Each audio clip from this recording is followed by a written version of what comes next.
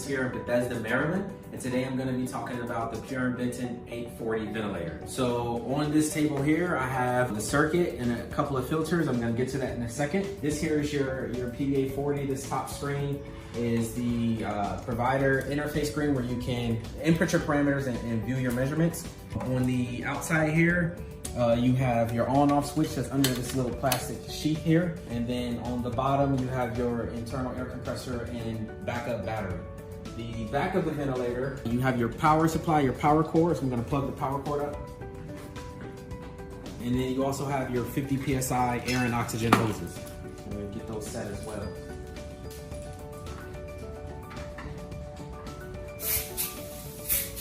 Okay, so with the ventilator, these filters come with the PB840 circuit. You have this yellow HEPA filter. It's pretty simple. Where it says 2 patient is where you're gonna put this filter at. So where it says 2 patient, I'm just gonna plug that filter in.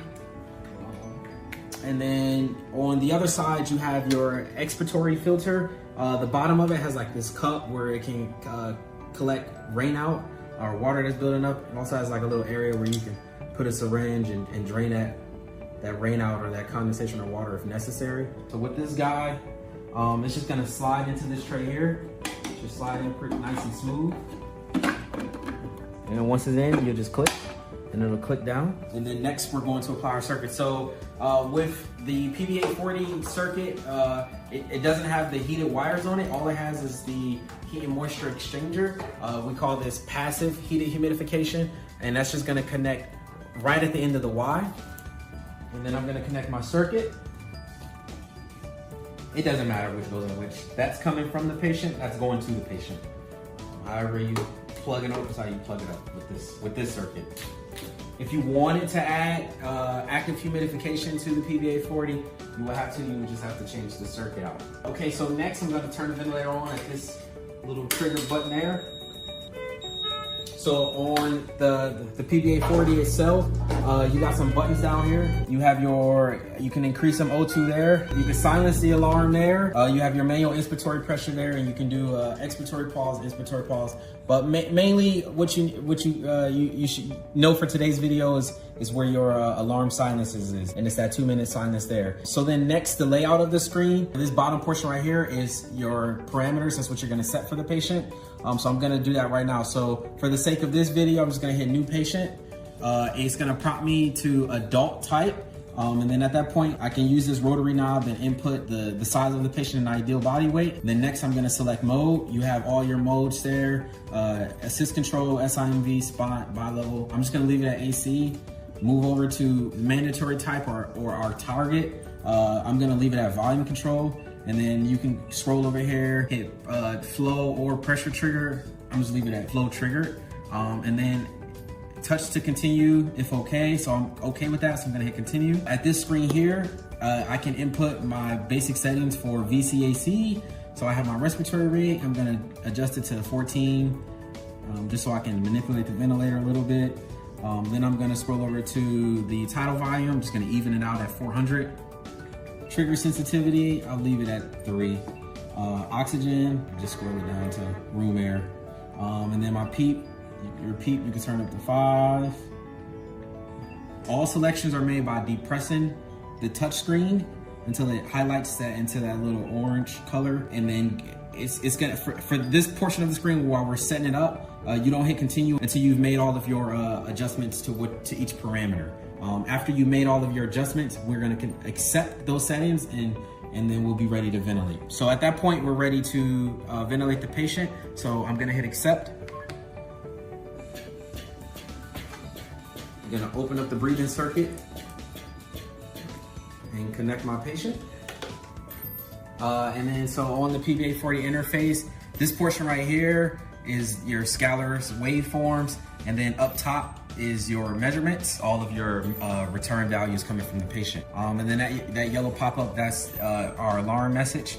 I'm not gonna go into the alarms of how to adjust them. I'm just gonna leave it for what it is. And that's the basic setup of the Puritan Ventilator 840. Today I'm gonna be covering the basic setup of the V500 Draeger mechanical ventilator. I'm gonna be explaining to you all the external setup and some of the pieces that go into the ventilator. First, for the Draeger, this top piece, this is your provider interface. This is where you're gonna be inputting all your settings. This is where you're gonna be monitoring what your patient is doing. Below here, you have a inspiration port and an expiration port and a place for a flow sensor. I'm gonna get to that in a second. And then these bottom boxes down here are your air compressor and backup battery. Behind the ventilator, we have our power cord. I'm gonna plug my power cord up. We also have two 50 PSI air and oxygen hoses. Plug these guys up as well. So this inspiration valve is gonna go into the inspiration port. Typically, these don't come off. Most facilities will not actually remove these. This is a multi-patient use.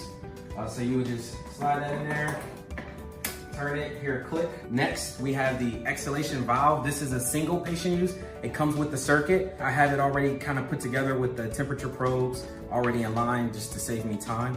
But with the exhalation valve, it has a water trap for rain out. It also has a diaphragm on the back there, and then a place where the flow sensor or pneumotac will slide into. So that's gonna go, it's gonna be inserted right there. And a click. And then we're gonna insert our flow sensor and slide it in until I get a tight seal. And then we're gonna flip the tray down.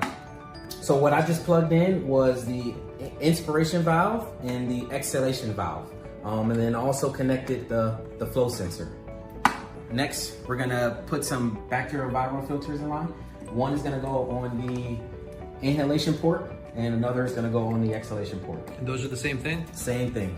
And then also make sure your vent wheels are locked too. So each wheel has a lock, make sure it locks it, it's not sliding around. Next, so with our ventilator today, what we have is a heated wire circuit. I'm gonna be connecting active humidification to it, where water's gonna fill into here, provide active heated humidification via this external heater here.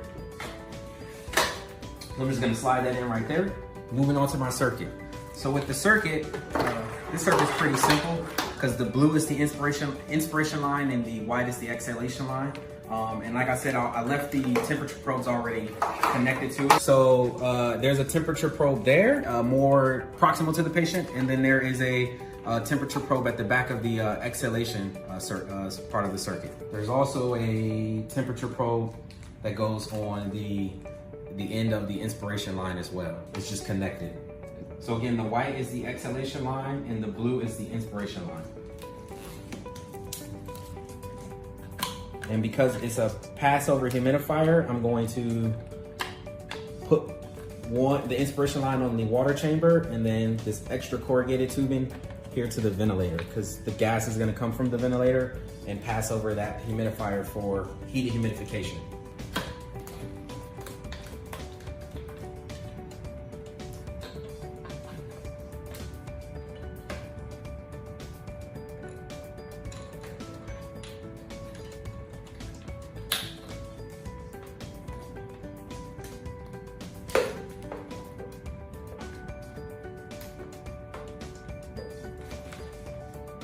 And then on the back of the heated humidifier, blue is to blue and yellow is to yellow. And once you get those clicks, you're good to go. All right, so now our circuit is all set up. I have my circuit arm there. I'm just gonna hang the circuit there. So from there, I have everything connected for us to put it into patient use. So I'm gonna hit this power button right here. Give the ventilator a second to do its pre-use check.